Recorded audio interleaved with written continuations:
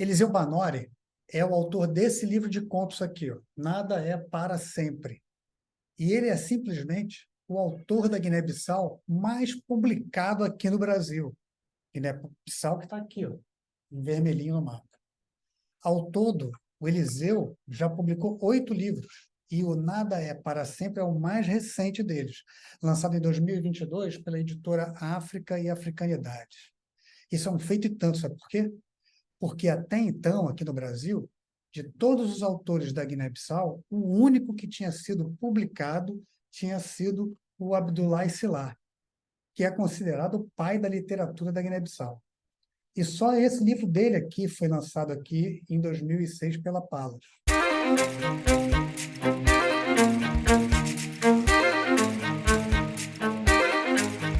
Em 2020, quando o Eliseu Banori lançou o 7º livro dele, que não é esse aqui, é o livro anterior a esse, ele trabalhava como zelador ou auxiliar de serviços gerais, se você preferir assim, num edifício na zona sul do Rio de Janeiro.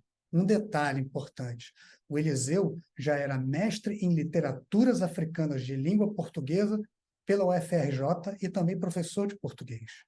Antes disso, ele só tinha conseguido emprego num restaurante e num supermercado. Ninguém queria contratar um negro vindo do continente africano, por mais qualificado que ele fosse. A vida dele só mudou quando o repórter Ari Peixoto, que na época trabalhava na TV Globo, fez uma reportagem com o perfil dele no jornal local, o RJTV, no começo de 2021. E o Ari Peixoto mostrou como um intelectual e um escritor qualificado não conseguia emprego na área dele. Só outros tipos de serviço. Todos serviços dignos, né? Para deixar bem claro, né? Seja no edifício, no restaurante, no supermercado, onde quer que seja. Né? Mas a questão aqui é que as ocupações que ele conseguia não eram condizentes com a qualificação dele. Por conta da reportagem do Ari Peixoto, a vida do Eliseu deu um duplo twist carpado. Ele participou da Bienal do Livro de 2021, e esse aqui é o primeiro livro que ele lança depois dessas mudanças todas na vida dele. É um livro curto, tem menos de 100 páginas, e tem 13 contos, que são curtos e grossos, vão direto ao ponto. Né?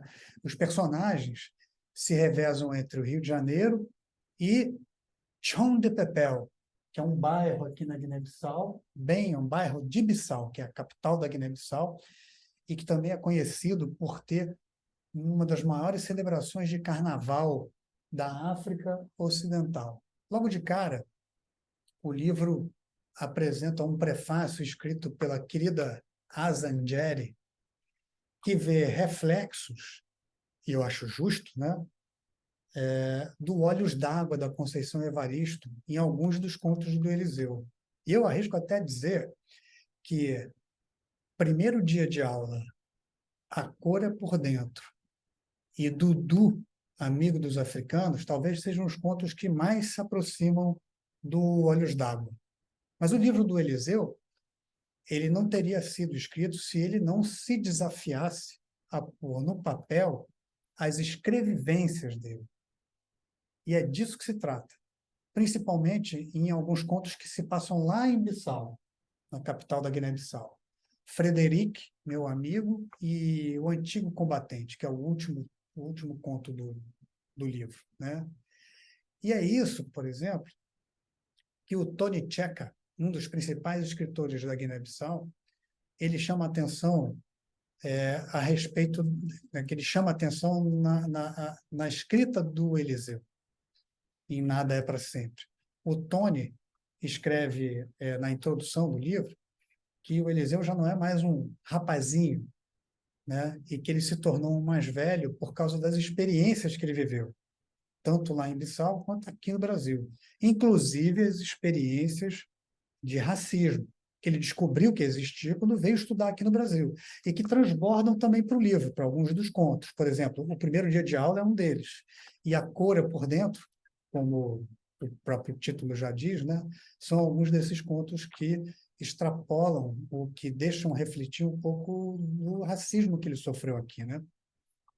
Para finalizar, tem um detalhe no livro que eu acho que, ao mesmo tempo genial, é muito engraçado, porque o Eliseu ele põe umas notas de rodapé, né, para o leitor guineense, leitor da Guiné-Bissau, entender as gírias cariocas.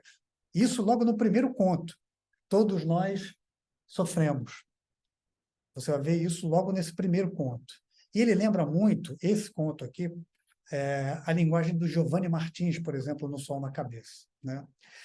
Mas o Eliseu também põe notas de rodapé para o leitor brasileiro entender um pouco das expressões e das palavras em crioulo guineense, nos contos que se passam aqui em Bissau, né?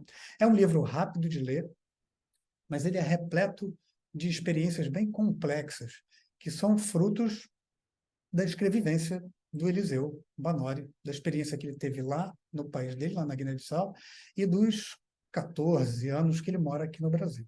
Eu vou encerrar o vídeo com uma expressão em crioulo guineense que eu aprendi com o meu amigo Vincent Yalá, que é o do Visto África. No Baisson, ou seja, vamos em frente.